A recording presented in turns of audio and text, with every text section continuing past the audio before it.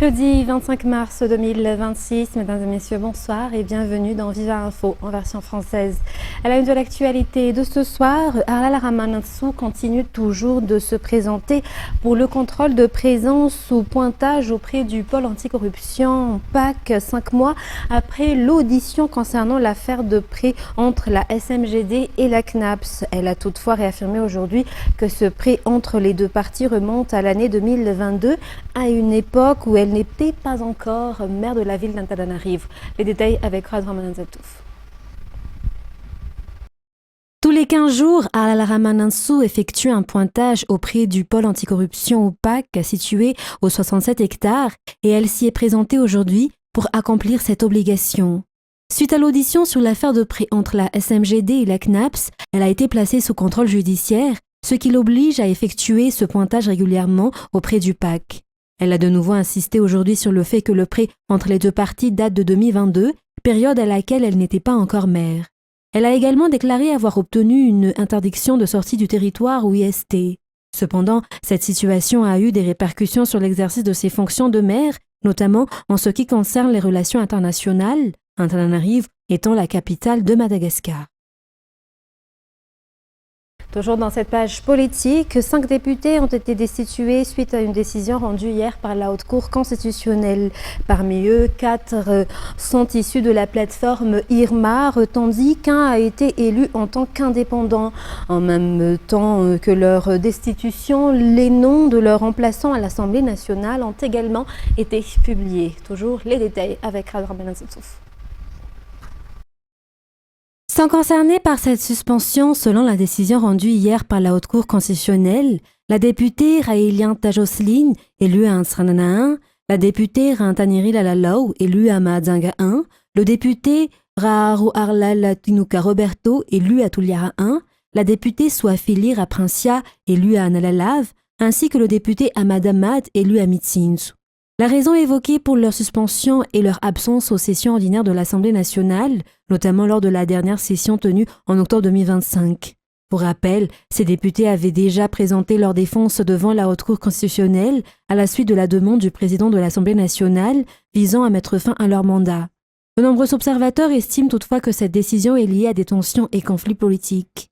Par ailleurs, un autre point suscite des interrogations. Un député impliqué dans une affaire de trafic illicite de ressources nationales, en l'occurrence le député Romeo Ramananthan, élu dans le district de Swavnanjin en 2024, a déjà été incarcéré. Pourtant, jusqu'à présent, aucune décision n'a été prise pour le suspendre de ses fonctions de député.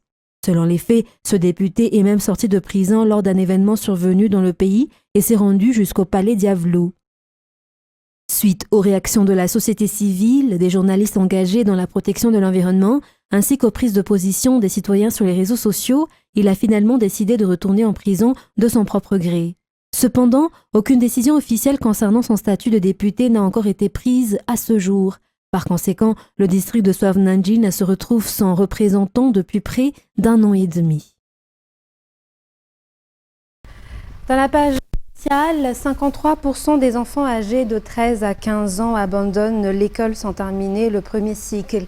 78% des jeunes de 17 à 19 ans quittent également l'école, sans achever leurs études au collège, selon les estimations publiées par le MICS en 2025. Ainsi, de nombreux efforts restent à fournir pour encourager les élèves à poursuivre les études jusqu'à leur terme. Reportage signé Felena Rakoutoisseul. De nombreux obstacles et facteurs expliquent l'abandon précoce de l'école par la majorité des enfants malagasy. Parmi eux figurent les mariages précoces, notamment chez les jeunes filles. Il y a aussi certaines pratiques culturelles selon les régions qui limitent l'accès des filles à l'éducation au-delà de celui des garçons. À cela s'ajoute le manque d'infrastructures scolaires, l'éloignement des établissements et surtout les difficultés financières des parents. Selon le rapport du MICS 2025, seuls 70% des enfants en âge de fréquenter l'école primaire sont effectivement scolarisés. Ce taux diminue encore au niveau secondaire, où seulement 30% des enfants concernés y ont accès. Par ailleurs, seuls 47% des enfants de 13 à 15 ans achèvent le cycle primaire et seulement 22% des jeunes de 17 à 19 ans terminent leurs études secondaires. D'après toujours les données du MICS 2025, seuls 18% des enfants âgés de 7 à 14 ans possèdent des compétences de base en lecture et 13% seulement disposent de compétences de base en calcul. Malgré les efforts déployés par les organisations internationales pour aider les enfants malagasy à poursuivre leurs études jusqu'au bout, les défis restent importants dans la lutte contre l'abandon scolaire. Ainsi, l'UNICEF appelle les responsables concernés, notamment les autorités publiques, à renforcer la collaboration afin de garantir l'accès à l'éducation pour les enfants et de réduire le taux d'abandon scolaire. La possession de terrain et de logements fait partie des droits fondamentaux et constitue même un élément profondément ancré dans la culture malagasy. Pour un foyer malagasy, devenir propriétaire d'un terrain et d'une maison représente un véritable objectif de vie. Actuellement, les acteurs du secteur privé, donc les compagnies d'assurance et les entreprises spécialisées dans les offres liées à la construction de logements et à l'acquisition de terrains s'orientent vers la satisfaction de ces besoins afin de permettre aux ménages malagasy d'atteindre cet objectif. Reportage sur les images de Zahran Jiansou. Posséder un terrain et une maison est un objectif de vie pour les malagasy. Toutefois, le taux de ceux qui ont réellement accès à cette possibilité reste faible. Selon les statistiques, seuls 30% des Malagasy ont la capacité de construire un logement ou d'acheter un terrain pour y bâtir légalement en suivant les normes et les procédures. Cela s'explique non seulement par le manque de moyens financiers, mais aussi par la complexité des démarches et l'absence de garanties fiables permettant de construire de manière durable. Parmi les solutions incontournables pour concrétiser ce projet de vie ou réaliser ce rêve figurent l'épargne ainsi que le recours au crédit. Dans cette optique, plusieurs options s'offrent aux Malagasy au niveau des banques privées pour s'acquérir des biens immobiliers. D'autres proposent même de s'associer aux sociétés d'assurance et aux agences immobilières pour répondre aux besoins vitaux des Malagasy dans ce cadre, en partant par l'acquisition de terrains, en passant par les procédures administratives jusqu'à la construction des biens. Le droit de posséder un terrain et une habitation est un droit fondamental pour chaque Malagasy, notamment en tant que patrimoine à transmettre aux générations futures, mais aussi une garantie de sécurité. C'est dans cette optique que les acteurs du secteur privé ont uni leurs efforts afin de répondre à ces besoins de la population. Dans la suite des actualités, page économique, au cours du dernier mois, l'ariar n'a cessé de se renforcer face aux principales devises étrangères comme l'euro ou le dollar. À ce jour, 1 euro s'échange à 4740,65 ariars et 1 dollar à 4164,80 ariars. Les détails avec Rotristel Rakoutmalal. Alors que durant les 14 derniers mois, 1 euro s'achetait toujours à plus de 5000 ariars, sa valeur a commencé à baisser à 4993,76 ariars le 23 février dernier. Cette baisse s'est poursuivie pour atteindre 4740,65 ariars aujourd'hui, selon les données publiées par la Banque centrale. Cela représente une diminution de 253,11 points, soit 5,07%. L'ariar ne s'est pas seulement renforcé face à l'euro, mais également face au dollar américain. Si, en janvier 2026, 1 dollar valait encore 4579,78 ariars, il s'établit désormais à 4164,81 ariars, soit un gain de 414,97 points ou 9,06% en l'espace de 3 mois. Il convient de rappeler que la baisse de la valeur des devises étrangères contribue à réduire les coûts liés aux importations, notamment le carburant, les matières premières et les produits de première nécessité. Si cette tendance se maintient, elle pourrait participer à la stabilisation, voire à la baisse de certains prix sur le marché local. Dans la suite des actualités de ce soir, la tuberculose, le VIH et le paludisme figurent parmi les maladies les plus meurtrières à Madagascar. Pourtant, les ressources financières dont dispose le pays pour lutter contre la propagation de ces maladies restent insuffisantes, ce qui ralentit les efforts engagés. Actuellement, Madagascar bénéficie d'un financement non remboursable de 115 millions de dollars provenant du Fonds mondial destiné à renforcer la lutte contre ces 3 maladies infectieuses. Reportage de Anienne Martina et Nzaranjiansu. Le financement accordé à Madagascar par le Fonds mondial a augmenté pour les 3 prochaines années afin de combattre la propagation de ces 3 maladies, la tuberculose, le paludisme et le VIH. Selon les informations, ces maladies figurent parmi celles qui causent le plus de décès dans le pays. Ce financement, d'un montant total de 115 millions de dollars, est réparti comme suit. 28 millions de dollars pour la lutte contre le VIH-Sida, 23 millions de dollars pour la lutte contre la tuberculose et 64 millions de dollars pour la lutte contre le paludisme. Ces fonds seront utilisés dans plusieurs domaines, notamment pour la prise en charge des patients atteints de ces maladies, allant du dépistage jusqu'au traitement. Depuis 23 ans, le Fonds mondial soutient Madagascar dans la lutte contre ces 3 maladies. Le ministère de la Santé s'est fixé comme objectif d'ici 2030 de réduire significativement, voire d'éliminer complètement ces maladies à Madagascar. Les riziculteurs de Laloch envisagent de reprendre la grève face à la chute des prix du riz dans cette région selon leur déclaration. Jusqu'à présent, aucune solution claire n'a été apportée concernant la mévente du riz à Laloch et le problème ne concerne pas uniquement cette zone. Le riz produit dans d'autres régions rencontre également les mêmes difficultés actuellement. Les paysans ont besoin de solutions urgentes, affirme le syndicat des riziculteurs. Reportage de Anienne Martina et Aucune solution concrète n'a encore été trouvée concernant la baisse des prix du riz produit localement, selon le syndicat des riziculteurs. Les paysans subissent actuellement des pertes et se sentent complètement lésés, affirme-t-il. Un accord avait pourtant été conclu avec les autorités pour que le SPM achète le riz des producteurs à un prix consensuel, mais cela n'a toujours pas été appliqué jusqu'à présent, d'après leur explication. Les paysans de Laloch menacent ainsi de reprendre la grève pour exprimer leur mécontentement face à cette situation. Ils réclament également les solutions urgentes et claires leur permettant de vendre leur production sans subir de pertes. Plusieurs régions sont également concernées par cette baisse du prix du riz, notamment Itas. La majorité du riz présent sur le marché actuellement est du riz importé, ce qui constitue l'une des principales causes de la mévente du riz produit localement. Dans le reste des actualités locales, les responsables des différents services au sein de la police nationale poursuivent la lutte contre la corruption à travers un atelier de 2 jours qui s'est achevé aujourd'hui à Intanmour. L'objectif était d'identifier des solutions concrètes et de mettre en œuvre de manière continue le principe de tolérance zéro afin de renforcer la transparence dans les activités de la police. Les détails avec Felanara Koutorsoul. Un atelier sur la lutte contre la corruption s'est tenu pendant 2 jours à Antananarive au sein de la direction chargée de la recherche et de la formation continue à Intanmour, réunissant les chefs de service du ministère de la Sécurité publique. Cet atelier s'inscrit dans la mise en œuvre des priorités et des stratégies politiques visant à lutter contre la corruption au sein de la police nationale.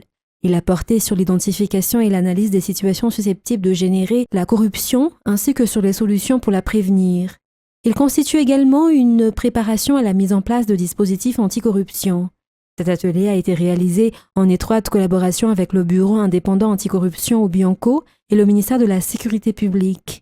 Les chefs de service des différentes branches de la police nationale y ont participé et ont bénéficié directement d'un renforcement de leurs compétences. Le renforcement de la lutte contre la corruption est essentiel afin de garantir la transparence et l'intégrité dans les activités de la police nationale. Tous les moyens ont été mobilisés pour concrétiser la vision d'une police efficace et exempte de corruption. Des échanges et discussions ont ainsi eu lieu durant l'atelier, axés sur l'identification des causes profondes de la corruption ainsi que des acteurs de terrain susceptibles d'y être impliqués.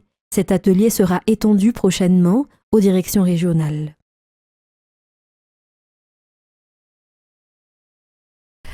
Et Muramang est déjà en plein dans la commémoration du 79e anniversaire de l'insurrection du 29 mars 1947. Le lancement officiel a eu lieu vendredi dernier. L'objectif est de rappeler en permanence l'histoire et les luttes menées par les patriotes et surtout de transmettre cette mémoire aux générations actuelles. Il est en effet reconnu que Muramang fait partie des hauts lieux de l'histoire nationale, notamment lors du soulèvement contre la colonisation en 1947. Reportage de Tanz Naranji, correspondant de Viva à Muramang. L'année 2026 marque le 79e anniversaire de l'insurrection de 1947, une lutte marquante dans l'histoire de Madagascar. Ce mouvement a fait de Muramang la capitale historique de la lutte, car c'est là qu'il a commencé avant de se propager dans tout le pays, dans la nuit du 29 mars. Aujourd'hui, à Muramang, on compte environ 22 survivants parmi les nombreux combattants de l'époque qui ont lutté pour la patrie. Le lancement officiel de cette commémoration s'est tenu au lycée portant le nom du maréchal victorien Razafnjabé, l'un des chefs de la rébellion. Plusieurs activités sont prévues tout au long de la semaine pour marquer cette commémoration. L'objectif est de raviver chez les jeunes générations le véritable patriotisme. Des actions spécifiques seront organisées pour mieux faire connaître les conditions de vie des combattants dans la forêt, ainsi que les différents sites historiques liés à la lutte à Muramang. Dans les actualités internationales de ce soir, depuis l'entrée en guerre du Hezbollah aux côtés de l'Iran, le Liban subit une intensification des frappes israéliennes. Au moins 42 secouristes et soignants ont été tués. Les détails avec France 24. Un bombardement vient de frapper Nabatieh. Mais les secouristes de la ville restent aux aguets. On entend encore résonner un avion de chasse de l'armée israélienne. C'est dans mon quartier. C'est mon quartier. Un nouveau bombardement, à quelques centaines de mètres. Préparez-vous. Équipe B, tout de suite. L'équipe de secouristes se met immédiatement en route. Les visages sont tendus. Les Israéliens frappent parfois 2 fois leur cible à quelques minutes d'intervalle. Un risque énorme pour les ambulanciers. Mets-toi sur le côté pour laisser passer les pompiers. Allez, descends. C'est une station essence qui a été frappée. Les secouristes vont inspecter le bâtiment mitoyen pour voir s'il y a des victimes. Il y a quelqu'un ? Le bâtiment était vide. Pas de victimes cette fois-ci. 42 secouristes libanais ont été tués depuis le début de cette guerre. La grande majorité sont des volontaires bénévoles.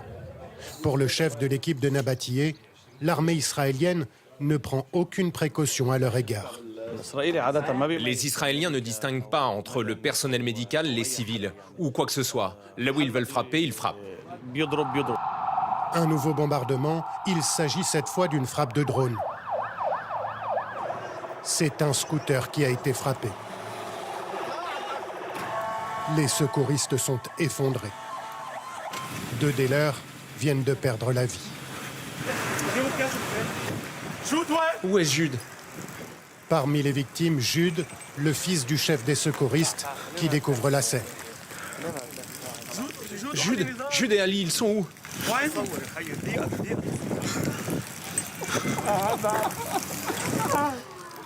Pourquoi ces 2 secouristes ont-ils été ciblés? S'agit-il d'une erreur de l'armée israélienne? Les 2 jeunes hommes profitaient d'un moment de pause pour passer chez eux à scooter. Ils portaient leur équipement d'ambulancier. Pour la directrice de l'hôpital de Nabatieh, la mort de ces 2 secouristes ne doit rien au hasard. Maintenant, ce sont les cibles. Pourquoi? On ne sait jamais. On sait jamais. Et ils ont mis des gilets, des tasses. Et il est clair, pour les Israéliens, c'est des gens qui aident les gens, sont des secouristes.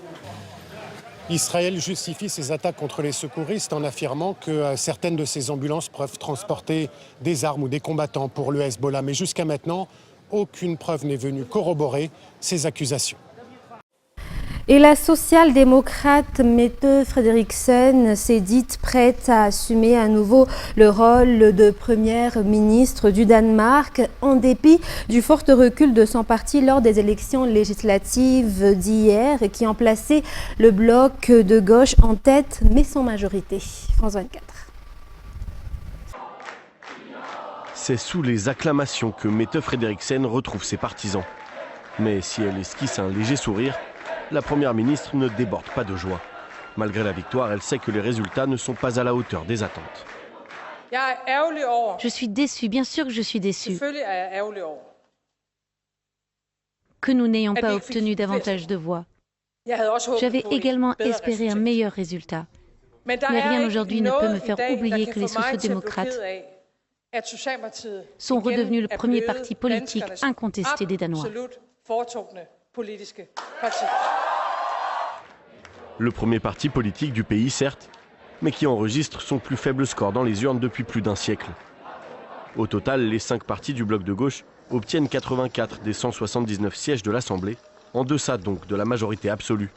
Dans ces conditions, difficile pour Mette Frederiksen de former un gouvernement, elle qui conduisait depuis 2022 une inédite coalition droite-gauche, incluant les modérés de l'actuel ministre des Affaires étrangères, Lars Løkke Rasmussen. Ces derniers décrochent 14 sièges et joueront un rôle décisif dans les négociations pour la composition du prochain gouvernement. Nous devons nous unir, nous ne devons pas être divisés, nous ne devons pas être rouges ni bleus, nous devons travailler ensemble.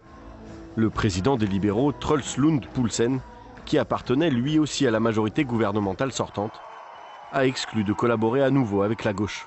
Le scrutin a également été marqué par la poussée de l'extrême droite. Le parti populaire danois de Morten Messerschmidt a triplé son score par rapport à 2022. Dans le reste des actualités internationales, le jury d'un tribunal civil de Santa Fe a déclaré Meta responsable d'avoir mis en danger des utilisateurs mineurs de ces plateformes. Le point avec France 24 toujours. C'est une décision majeure dans l'histoire des réseaux sociaux. Le groupe Meta est déclaré responsable d'avoir mis en danger des utilisateurs mineurs. Après 6 semaines de débat, le tribunal civil de Santa Fe a tranché. Meta a-t-elle agi de manière intentionnelle en se livrant à une pratique commerciale déloyale ou trompeuse? La réponse est oui. Le groupe, propriétaire d'Instagram, Facebook et WhatsApp, est condamné à verser 375 millions de dollars de dommages et intérêts. Les sollicitations à caractère sexuel auxquelles sont exposés les enfants étaient au cœur des débats. Durant sa plaidoirie, la représentante du ministère public a accusé Meta d'induire en erreur les usagers sur les mesures de protection des mineurs. Les victimes sont des enfants. Il est très important de noter que ces actes se sont répétés encore et encore pendant toute une décennie. Et cela a été fait tout en sachant que cela causerait un préjudice grave. Meta disposait des ressources nécessaires pour prévenir ces préjudices, mais au lieu de les prévenir, en réalité, l'entreprise a prétendu à tort qu'elle l'avait fait. Meta annonce faire appel de la décision et affirme de son côté avoir toujours œuvré à la protection des utilisateurs. Les preuves démontrent que Meta déploie des efforts considérables pour protéger ses utilisateurs, y compris les adolescents. Meta emploie 40 000 personnes qui travaillent à rendre ces applications aussi sûres que possible. Des arguments qui n'ont pas convaincu le jury. Jusqu'ici, les opérateurs des réseaux sociaux avaient échappé aux poursuites en faisant valoir une loi les exonérant de responsabilité pour les contenus mis en ligne par les utilisateurs. Mais dans ce procès, comme dans un autre, en cours à Los Angeles, axé spécifiquement sur le caractère addictif des applications, les plaignants adoptent une nouvelle stratégie et attaquent la conception même des plateformes. 2 procès qui font office de test pour l'avenir de milliers de plaintes similaires aux États-Unis. Fin de ce journal. Mesdames et messieurs, merci de votre fidélité. Très bonne suite de programme et très bonne soirée sur Viva. Au revoir.